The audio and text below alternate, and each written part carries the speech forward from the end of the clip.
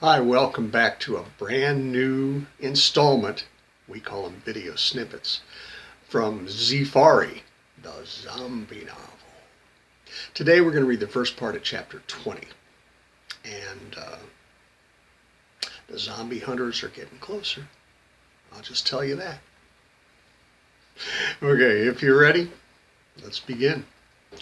Beebe awoke, groggy from the interruption of his sleep 3 hours earlier. He would be going out in the morning sweep with Un, Dow, Pedwar, and Pump. He scored a chili and mac MRE for breakfast. He asked Ike what he was dining on and got a surly 4 dicks a death in reply.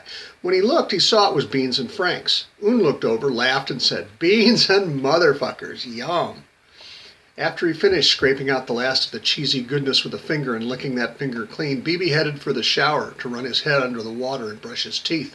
He slipped on a clean t-shirt, "Who dat?" in black and gold. He checked that his Marlin and Glock were clean and loaded. His papa's #1 knife was clean and sharp. He slid the knife back into its sheath on his belt, holstered the Glock, put the net gun strap over his head, and slipped one shoulder through and put the Marlin sling over his other shoulder. He was ready for some zombies. 5 minutes later, Ritter called the sweep team together and showed them the grid for their search between North Avenue B and C Streets, north 119th Street. 7 houses, 3 big outbuildings, and lots of trees and bushy areas. Pedwar pointed out that there were only 3 more houses in the next block east, between North Avenue B and South Meridian Avenue. Ritter reminded Pedwar that the zombies could be thicker in the trees than in the buildings, and that Pedwar and the others all carried radios so that they could let Ritter know immediately if there were too many undies, or not enough for Pedwar. Ritter dismissed the team, and they walked over to the hatch. Tree popped it, and Tweck poked his M4 over the edge, looking down to see if there were any zombies lurking. Nobody home. The sweep team climbed down the stairs. The big empty room in the back of the post office smelled musty and disgusting. As the men walked closer to the door and to the counter in the entrance of the building, the odor became more and more revolting. When they finally got to the lobby, they saw why. The sidewalk, parking lot, and street in front of the post office were covered in charred husks of what had once been undead. Fucking dead now, Beebe thought. They walked through the bizarre debris, the crispy carcasses disintegrating to ashes if they were kicked or even touched by their boots. Dow made it almost all the way to the clean concrete in the middle of the street before he lost his breakfast.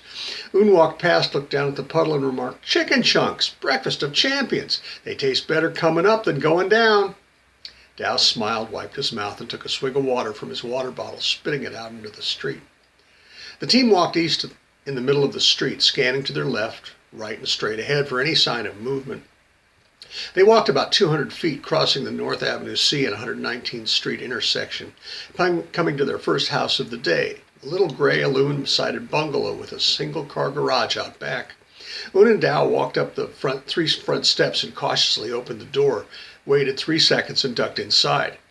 5 seconds later, an arm motioned the rest of the team in. When Beebe, Pedwar, and Pump entered the house, they found Un kicking back in a leather recliner and Dow seemingly poured into a Sparco racing seat, grasping an F1-style steering wheel in front of 3 55-inch LED TV screens. He turned the wheel, stomped on the 3 chrome steel pedals, and threw the shift through its gears, making car sounds. Vroom, vroom. Pedwar spoiled the mood. "Get moving. We got zombies to ice." Dow protested, "But it's a VRX racing simulator. It's got a Bose surround sound system, a D-Box motion system, and LED lighting. And you got no electricity, and zombies are out there trying to eat your brain if they can find it," Pedwar reminded him. Un grumbled and lifted himself out of the soft leather. Dow actually sighed, but as the others left the room to see the other rooms of the house before heading out the back door, Dow left his little paradise. Nothing. So far, lots of nothing.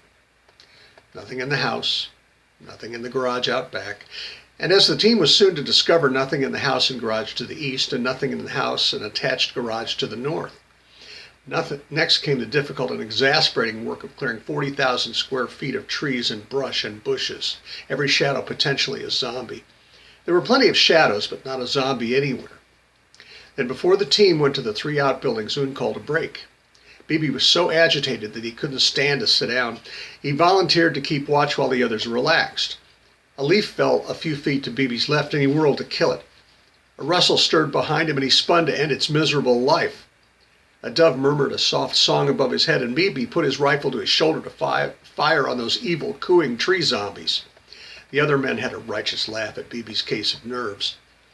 After 10 minutes of heart-pounding suspicion on Bibi's part and falling down laughter on the part of the others, Un walked over to Bibi.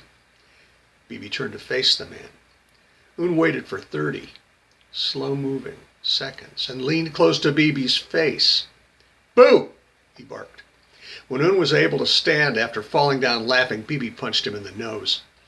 Un was still laughing when he got up again. "Come on, let's go," Un said, and the team moved out to the first building. The first building was a big wood-framed structure. It had a little office attached to its south end with a wooden door with small window leading into a little room with a tiny desk and a chair. On the east side of the building were two 8-foot by 8-foot garage-style doors that rolled up on rails into the building. The team went in through the office. The building was empty except for a pile of lumber about 2/3 of the way across the interior space. Pedwar and Pump moved together toward the wood pile until they were about 10 feet from it. Then they split up, Pedwar going left and Pump going right. As they rounded the piled planks of wood, they heard 3 shots. The others ran to help. When Bibi rounded the corner of the wood pile, he saw a zombie still on the ground and Pedwar holding his right bicep, his hand covered in blood. Un went behind Dai and opened a zippered compartment in the small backpack Dao wore. He pulled out a little bag, took it over to Pedwar and opened it.